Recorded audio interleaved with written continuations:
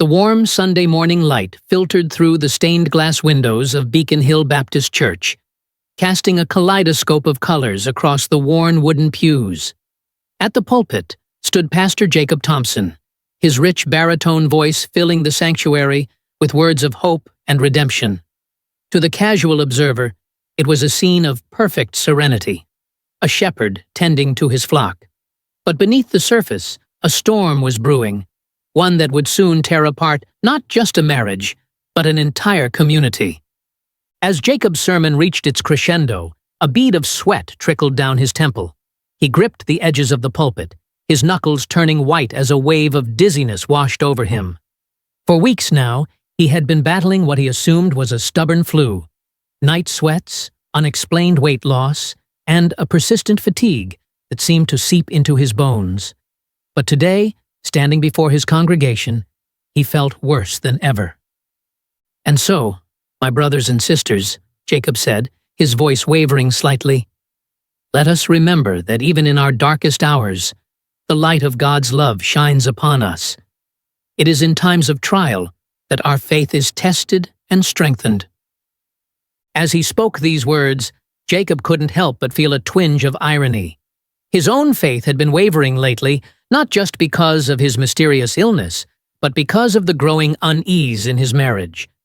His wife Martha sat in the front row, her face a mask of attentiveness. But Jacob knew better.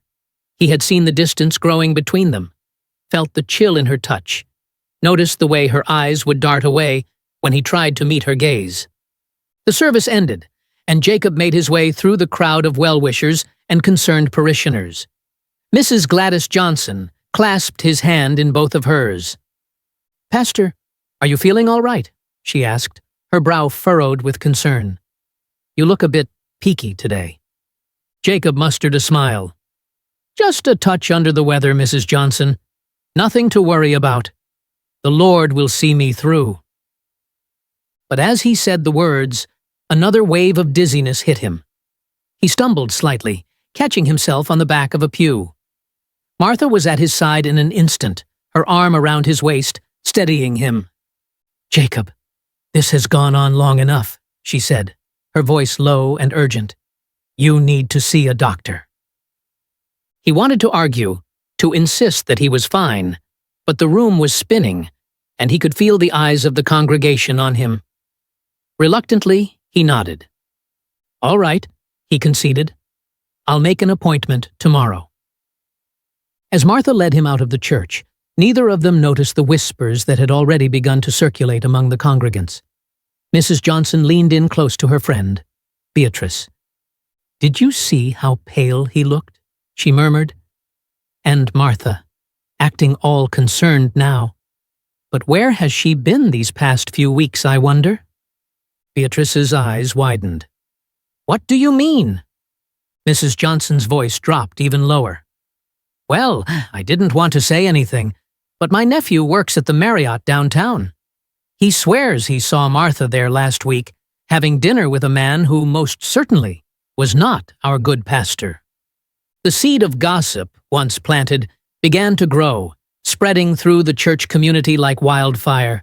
But for Jacob and Martha, locked in their own private struggles, the storm of rumors was still just a distant rumble on the horizon. The sterile smell of disinfectant filled Jacob's nostrils as he sat on the examination table, the paper crinkling beneath him with every slight movement. Dr. William "Bill" Anderson, a longtime friend and member of Jacob's congregation, studied the chart in his hands with a furrowed brow. "Jacob, I've got to be honest with you," Dr. Anderson began, his voice grave. "Your symptoms are concerning. Weight loss, night sweats, fatigue. We need to run some tests." Jacob nodded, trying to quell the rising panic in his chest. "Whatever you think is necessary, Bill. I just want to get to the bottom of this." Over the next few hours, Jacob was poked, prodded, and drained of what felt like gallons of blood. Each test brought a new wave of anxiety, but he clung to the hope that it was just some exotic flu or maybe an autoimmune disorder. Anything but what a small, terrified part of his mind was beginning to suspect. As he waited for the results, Jacob's thoughts drifted to Martha. She had offered to come with him to the appointment, but he had declined. Lately, her presence brought more tension than comfort. He couldn't shake the feeling that she was hiding something from him, that the distance between them was more than just the natural ebb and flow of a long marriage. A soft knock on the door jolted Jacob from his reverie. Dr. Anderson entered, his face a mask of professional concern. Jacob's heart sank. He knew that look. He had worn it himself many times when delivering bad news to his parishioners. "Jacob," Dr. Anderson said, taking a seat across from him, "I'm afraid I have some difficult news. Your test results have come back and you've tested positive for HIV. The words hit Jacob like a physical blow. He felt the air leave his lungs, his vision narrowing to a pinpoint. This couldn't be happening. Not to him. Not to a man of God who had remained faithful to his wife for over 2 decades. There must be some mistake," Jacob stammered, his voice barely above a whisper. I've only ever been with Martha." Dr. Anderson leaned forward, placing a comforting hand on Jacob's shoulder. "I know this is a shock, Jacob, but I need you to listen to me. HIV is not a death sentence anymore. With proper treatment, you can live a long, healthy life. But we need to act quickly." Jacob nodded numbly, his mind reeling. What do I do now?" "First, we need to start you on antiretroviral therapy immediately," Dr. Anderson explained. "And, Jacob, I hate to ask this, but it's important. Is there any chance that Martha might have been exposed? She needs to be tested as soon as possible." The question hung in the air, heavy with implication. Jacob wanted to deny it, to proclaim Martha's innocence as vehemently as he would defend his own. But the doubts that had been gnawing at him for months suddenly came into sharp focus. The late nights at work, the mysterious phone calls, the way she would sometimes come home smelling of unfamiliar cologne. All the little inconsistencies and half-truths that he had dismissed or rationalized away now formed a damning picture. I don't know," Jacob admitted, his voice breaking. I believed." Dr. Anderson squeezed his shoulder. "It's okay, Jacob. One step at a time. Let's focus on getting you started on treatment. Then we can figure out the rest." As Jacob left the clinic, prescription in hand and follow-up appointments scheduled, he felt as though he was walking through a nightmare. The sunny Boston afternoon seemed surreal, the bustling streets a stark contrast to the turmoil in his heart. He made his way to a nearby park, collapsing onto a bench. For the first time since he was a child, Jacob began to pray, not as a pastor, but as a lost and frightened man, seeking answers. "Lord," he whispered, tears streaming down his face, "give me strength. Help me understand. And please let this all be some terrible mistake." But as the sun began to set, casting long shadows across the park, Jacob knew in his heart that his life would never be the same. The truth was out there, waiting to be uncovered, and it would shake the very foundations of his faith, his marriage, and his entire world. Meanwhile, unbeknownst to Jacob, the rumor mill in their Boston neighborhood was working overtime. The grapevine that wound its way through church potlucks, book clubs, and over backyard fences was alive with speculation about the Thompsons' marriage. Evelyn Parker, the church organist, was having coffee with her friend Susan at their favorite local cafe when she leaned in conspiratorially. "You know, I was at the Blue Martini last Friday for my niece's bachelorette party, and I could have sworn I saw Martha there." Susan's eyebrows shot up. "Martha? Our Martha? At a bar?" Evelyn nodded solemnly. "And she wasn't alone. There was a man with her, tall, dark, and certainly not our Pastor Jacob. They looked intimate." The whispers spread like wildfire. At the local gym, Tony, a deacon at Beacon Hill Baptist, was spotting his workout partner, Mike. "I don't like to spread gossip," Tony grunted between sets, but my wife's cousin works at the Hilton. Says she's seen Martha there a couple of times, checking in with different men." Mike nearly dropped the barbell. "No way. Martha's always seemed so proper." Tony shrugged. "You never really know what goes on behind closed doors, I guess." At the neighborhood block party, the topic of conversation inevitably turned to the Thompsons. Mrs. Johnson, ever the font of information, held court among a group of rapt listeners. "I've known Jacob since he first came to Beacon Hill," she said, her voice low. "He's a good man, a godly man. But Martha, well, let's just say I've had my suspicions for a while now." "What do you mean?" asked Sarah, a young mother new to the neighborhood. Mrs. Johnson sighed dramatically. "It's not my place to say, of course, but when a woman starts coming home at all hours, wearing clothes that aren't her own, well, you do the math." The rumors, each more salacious than the last, swirled through the community. Some defended Martha, citing her years of dedicated service to the church and her seemingly perfect marriage. Others were all too eager to believe the worst, finding a perverse thrill in the potential downfall of someone they had placed on a pedestal. But for all the speculation, no one dared to approach Jacob directly. They saw the strain on his face, the way he seemed to have aged years in just a few weeks. Some attributed it to the stress of leading a growing congregation. Others, those who had noticed his recent weight loss and pallor, whispered about more serious health concerns. One evening, as Jacob sat alone in their living room, staring at the framed photos of happier times that adorned the walls, he overheard a snippet of Martha's phone conversation from the kitchen. "I can't keep doing this," Martha's voice was low, urgent. "It's killing me." "No, you don't understand. He doesn't deserve this. I have to tell him." Jacob's heart raced. He wanted to burst into the kitchen to demand answers.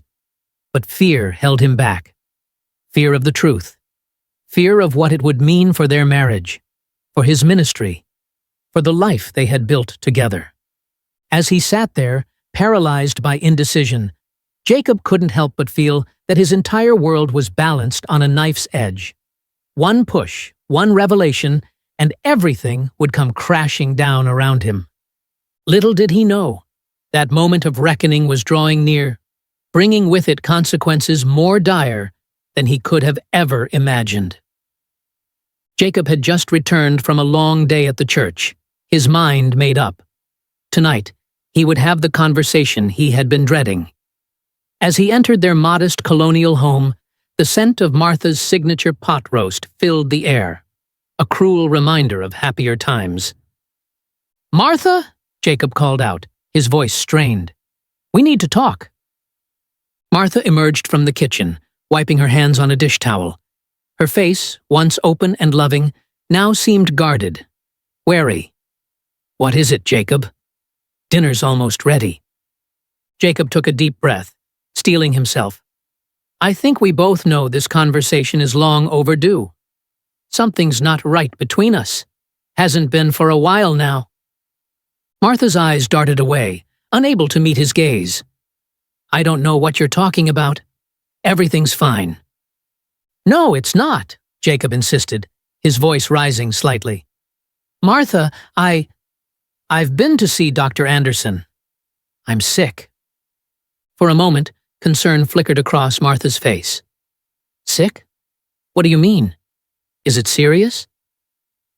Jacob's hands clenched into fists at his sides, his knuckles turning white. "I tested positive for HIV, Martha." The words hung in the air between them, heavy and accusatory. Martha's face drained of color, her hand flying to her mouth in shock. But beneath the surprise, Jacob caught a flicker of something else. Guilt. That's impossible," Martha stammered. "You must have made a mistake. We should get a second opinion." "A second opinion?" Jacob's voice was low, dangerous. "Martha, I've only ever been with you, so unless this is some sort of divine punishment, there's only one way I could have contracted this virus." Martha took a step back, her eyes wide with fear. "Jacob, please, Let's just sit down and talk about this calmly." But calm was the furthest thing from Jacob's mind. Weeks of fear, doubt, and anger came bubbling to the surface. Talk? Now you want to talk? Where was this openness when you were out gallivanting with God knows who, doing God knows what? "What are you talking about?" Martha's voice rose defensively. "I haven't done anything wrong." "Don't lie to me," Jacob roared, causing Martha to flinch. "I've heard the rumors, Martha. The late nights, the mysterious phone calls. People have seen you at hotels with other men." Tears began to stream down Martha's face. "It's not what you think, Jacob.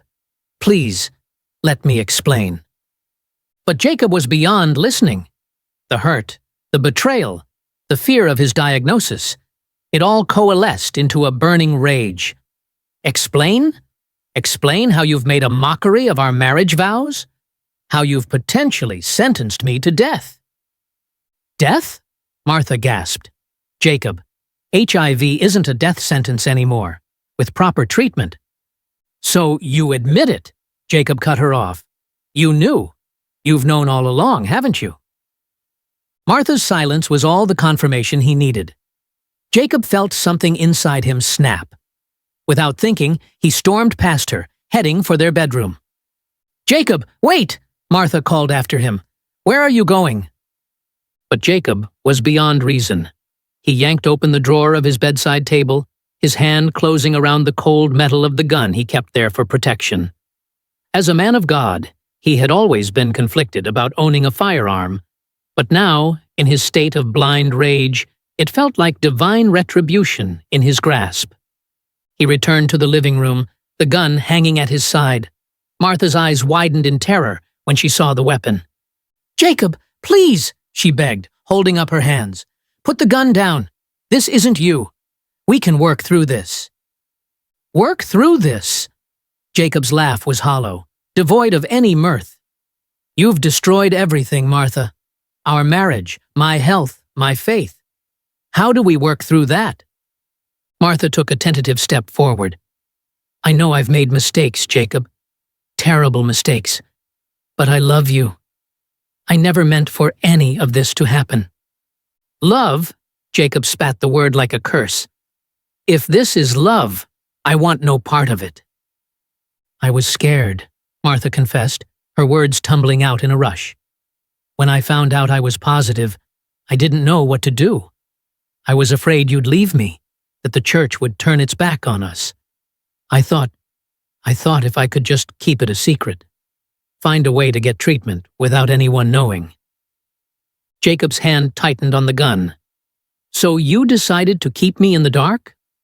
To risk my life, rather than face the consequences of your actions?" "I was wrong," Martha sobbed. "I know that now. But please, Jacob, give me a chance to make it right. We can face this together." For a moment, Jacob wavered. The man he had been, the pastor, the counselor, the believer in redemption, warred with the betrayed husband he now was. But as he looked at Martha, all he could see was deceit. "Together," he said, his voice barely above a whisper. "There is no together anymore, Martha. You saw that." What happened next seemed to unfold in slow motion. Jacob raised the gun, his vision blurred by tears and rage. Martha's scream pierced the air as the first shot rang out. One after another, 5 shots echoed through the quiet suburban street. As Martha crumpled to the floor, her life bleeding out onto the pristine carpet, Jacob stood frozen, the smoking gun still clutched in his trembling hand. The magnitude of what he had done crashed over him like a tidal wave. In that moment, Pastor Jacob Thompson, man of God, beloved community leader, and now murderer, felt the last vestiges of his faith slip away. He sank to his knees beside Martha's lifeless body, the gun clattering to the floor beside him. With shaking hands, he reached for the phone. As he dialed 911, his voice was eerily calm. "I'd like to report a murder," he said. "I've just killed my wife." The wail of sirens shattered the quiet evening, growing louder as they approached the Thompson residence. Neighbors peered out from behind curtains, their curiosity mingling with fear as they watched the street fill with police cars and an ambulance. Inside the house, Jacob sat motionless on the floor, his back against the wall, staring at Martha's body. The gun lay where he had dropped it, a damning piece of evidence in a scene that looked like something out of a nightmare. Officer Elena Rodriguez was the first to enter, her hand on her holstered weapon. "Boston PD! Anyone here?" "In here," Jacob called out, his voice hollow. "I'm unarmed. The gun is on the floor." Rodriguez entered the living room, taking in the gruesome scene with practiced professionalism.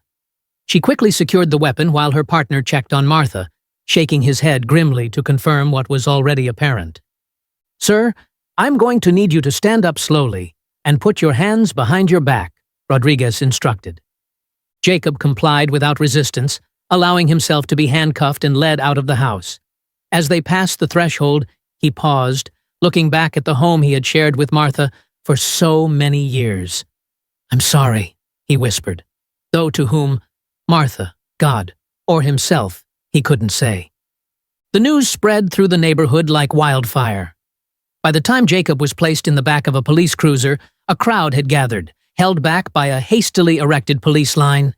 Faces that had smiled at him from church pews now stared in shock and horror. Mrs. Johnson pushed her way to the front, her hand clasped over her mouth. "Pastor Jacob?" she called out, her voice trembling. "What's happening? Where's Martha?" Jacob met her gaze for a brief moment before lowering his eyes in shame. The cruiser pulled away, leaving a community in turmoil, grappling with the violent upheaval of everything they thought they knew. At the police station, Jacob sat in an interrogation room, the harsh fluorescent lights casting deep shadows on his face. Detective Marcus Holloway entered, a file tucked under his arm. "Pastor Jacob Thompson," Holloway began, taking a seat across from him. "I have to say, when I got the call, I didn't want to believe it. You want to tell me what happened tonight?" Jacob looked up, his eyes red-rimmed and vacant. "I killed my wife," he said simply. Holloway leaned forward. "I'm going to need more than that, Pastor. Why don't you start from the beginning?" And so, in a voice devoid of emotion, Jacob recounted the events that had led to this moment. His mysterious illness, the devastating diagnosis, the suspicions and rumors, and finally, the confrontation that had ended in tragedy. As he listened, Holloway's expression shifted from professional detachment to a mix of pity and disgust. "Let me get this straight," he said when Jacob finished. "You murdered your wife because she gave you HIV?" "She lied to me," Jacob replied, a flicker of the earlier anger resurfacing. "She betrayed our vows, put my life at risk, and then tried to cover it up." Holloway shook his head. "That may be, Pastor, but it doesn't justify murder. You're a man of God. You, of all people, should know better." The words hit Jacob like a physical blow. The enormity of what he had done began to sink in, cracking the shell of numbness that had enveloped him since pulling the trigger. "Oh, God," he whispered, burying his face in his hands.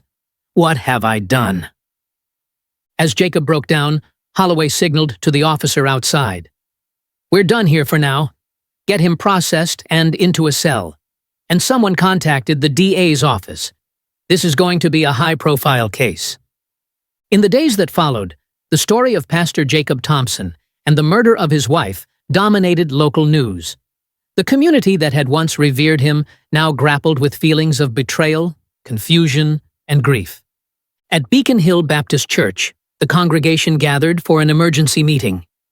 The atmosphere was tense, filled with whispered conversations and furtive glances. Deacon Williams stood at the pulpit, his face grave. "Brothers and sisters," he began, "we are gathered here today under the most tragic of circumstances. Our shepherd, the man we trusted to guide us in faith, has fallen into darkness." A murmur ran through the crowd. Mrs. Johnson stood up, her voice quavering. But how could this happen? Jacob was a good man, a man of God. And Martha, she was always so kind, so devoted. "The devil can tempt even the most righteous among us," Deacon Williams replied, "but we must not let this shake our faith. Now, more than ever, we must come together as a community." As the meeting continued, plans were made for counseling services, support groups for those struggling to cope with the shocking turn of events. But beneath the surface, questions lingered. How well had they really known the Thompsons? What other secrets might be lurking behind the closed doors of their seemingly perfect community? Meanwhile, in his jail cell, Jacob sat on the edge of his bunk, a Bible open on his lap. The words that had once brought him comfort now seemed to mock him. He thought of Martha, of the life they had shared, of the future that now lay in ruins.